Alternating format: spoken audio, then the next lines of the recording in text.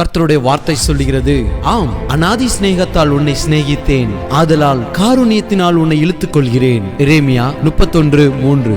வேதத்தில் பார்க்கிறோம், இஸ்ரவேல் ஜனங்களை கர்த்தர் அடிமைத்தனத்திலிருந்து மீட்டுக் கொண்டு வந்தார். மோசேயின் மூலமாய் சீனாய் மலையில் ஒரு உடன்படிக்கையை கற்பலகையில் ஏற்படுத்தினார். ஆனால் இந்த இஸ்ரவேல் ஜனங்கள் அந்த உடன்படிக்கையை மீறி நடந்தார்கள். அவர்கள் மீண்டும் மீண்டும் பாவத்தில் விழுந்து கொண்டே இருந்தார்கள். கர்த்தர், நான் இவர்களோடு கற்பலகையில் ஒப்பந்தம் பண்ணினேன், அதை இவர்கள் மீறினார்கள் என்று சொல்லி இவர்களுடைய இருதயத்தில் என்னுடைய உடன்படிக்கை செய்ய வேண்டும் என்று எண்ணினார். தன்னுடைய சொந்த குமாரனை அனுப்பி கர்த்தர் கொடுத்த வாக்கு தத்தத்தை நிறைவேற்றினார். இந்த நாள் வரை அவருடைய குமாரன் சிந்தின இரத்தம் நம்மை கிருபையாய் நடத்தி வருகிறது.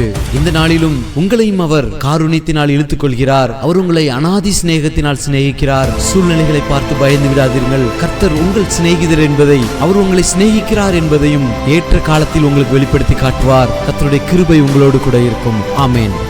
அநாதி சிநேகத்தால் என்னை நேசித்தீரையா, காருண்யத்தினால் என்னை இழுத்துக் கொண்டீரே.